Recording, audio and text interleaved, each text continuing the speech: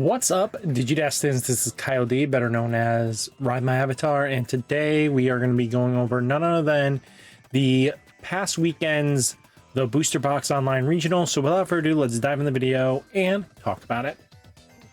So Booster Box Regional that happened this weekend for Bt-21, one of the last few events before we start getting into EX9 and then Bt-22 right away. So 9 rounds, 356 players is a huge turnout. So Purple Hybrid 8-1 on first place. Second place was Sakuya X, Gallantmon X taking third, fourth being Meijra, fifth being Meijra, sixth being Royal Knights, seventh being Sakuya X, 8th being Crossart, Meijra for 9th, Royal Knights for 10th, Gallantmon X for 11th, 12th Meijra, Magna X 13th, 14th Meijra, Royal Knights 15, 16 Red Purple Imperial. Kind of interesting to see the results here. 5 Meijras, 3 Royal Knights, 2 Sakuya X, 2 Gallantmon, 1 Purple Hybrid, 1 Crossart, 1 Magna X, and 1 Red Purple Imperial. No, this time around we're not seeing the lucky adventure deck kind of take first place, but hey, good job all around. So let's do it. We're gonna go from 16th to 1st. So I don't need YouTube Premium. I have it. So taking a look here, it's a very stock list for Red Purple Imperial. They have been taking, the Ace as a nice one of. It's not a bad combat trick, especially because it's a way of getting, fighter mode back from trash onto the stack. So it's not terrible. You do have Paildramon with the security +1. You do have the Paildramon that gives another security attack 1. The Partition Dino B and the Dino B for, shutting off options are all great techs. And it seems that players have been moving on to the Demonic Devastation strat. Just being able to get your characters out, another attack in, is sometimes what this deck needs just to close out the game just that much. So it's just something to think about there. Now, again, Royal Knights has this weird wonkiness. I do say smart adding Queen's Device, being able to answer any floodgates, because some matchups, if they are playing floodgates and you're not prepared completely, they're going to body you. And I hate to see you lose just because floodgates were involved.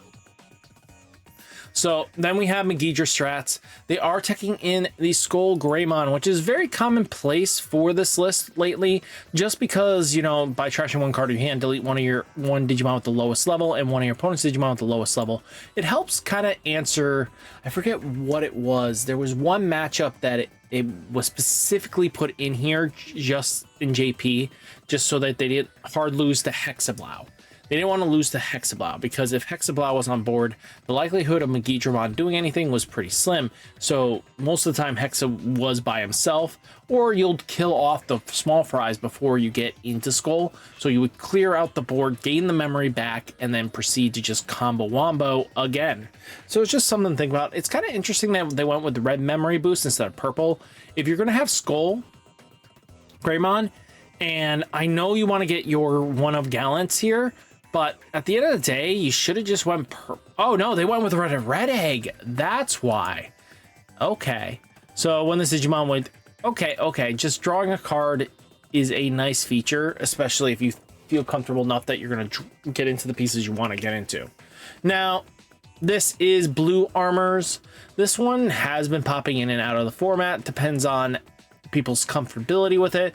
Magnamon is one of those strong decks that just have a great wall up, and Magna X kind of just helps answer that too.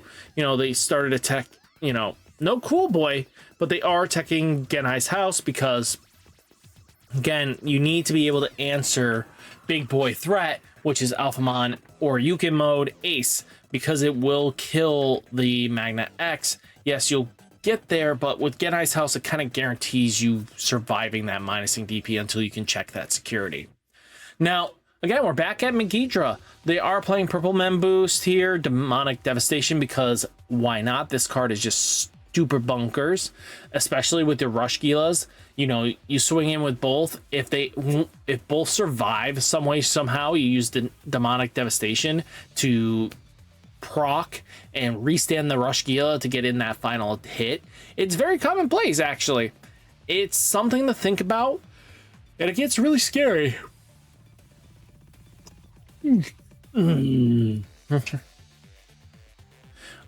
the end of the day, we do have Gallantmon doing some Gallantmon X shenanigans. Yes, this one has been popping into the list, and it feels comfortable and it flows really nicely. There's no reason not to be playing it, and no reason not to be playing Gillamon from the new set, because that draw ability is just that good. So yeah. Now again, we're back at Royal Knights. See, like I mentioned, sometimes just having a Gutsamon on board, if your opponent is not ready for the Gutsa, this basically shuts down, you know, those win turns that you were going to have by just being able to play with King Drazel's effect. Yes, at the end of the day, you have to play a little bit differently, but it kind of just shuts down Last Guardian and, you know, Royal Knights of the Purge for whatever turns Gutsu is on board. A lot of players just don't tech the out to that.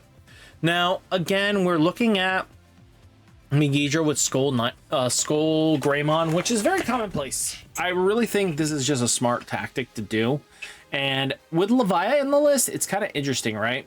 A lot of players aren't playing Levia, but I mean, if you get a stack that kind of just sticks and then you can just get into Levia for swinging in for, you know, the extra check damage, it's not a terrible trade-off, because again, if they answer Levia, you're going to basically trash one of their security anyway. So Levia is just a good strat to help control the board. Now we get to Crossart. So this is just straight up ×6. They're teching in the new superior mode. Interesting. Was not expecting that. Boop, boop, boop. So what do you do? So play a level 6 hero. When this card would be played, place one Shoutmon under it, reduce the play cost by 1, and cards in your trash can be placed by Digicross. On play, when Digivolving, trash the top 10 stack cards of one of your opponent's Digimon. When attacking once per turn, you may return one of your opponent's Digimon with no Digivolution cards to the bottom of their deck. Not bad. At the end of the day, just looking really good. Taikis. It's just very commonplace. This is the new version, and it's not terrible. I think the deck still has a lot of good pilot shenanigans that it can do, and if you're a really confident pilot, go for it. Now, Sakuyamon, if you know, there's a love-hate relationship with this, and a lot of people are saying physical training needs to get hits so Sakuya can't abuse it, which makes a lot of not physical training. This card, Scramble, should get hit, because being able, but most likely they'll just hit the Talmon and then basically give the advanced deck to kind of help alleviate that. But you do have Shine Greymon Ruin mode to kind of go into, and Volder Arm. Apparently Crossart is a really good matchup into this deck, because they can just get underneath and don't really care about the minus DP, because they'll just slam down a Tamer just to set up. And if they don't win in that follow-up turn, you're just in a good spot. Now, again, look, the Gutsamon strat. This is just to counteract the mirror match, and I love Digimon Emperor to kind of slow down like the Guillamon deck, just because they like to promote up, because they want to get all their effects on the climb. This will help prevent that. Now, again, Meijra doing Meijra shenanigans. I really don't have anything wrong to say about this. This is really dealer's choice.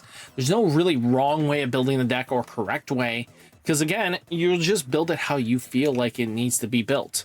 You know, Gravity Crush 3 to 4, it's up to you. Eventually this will be hit to 1, and probably this. Just taking a look though, we do have, you know, Gallantmon X with Omnimon X just doing some more shenanigans as well.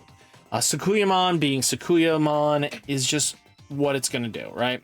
There's nothing wrong with that, and it's up to you how that goes out.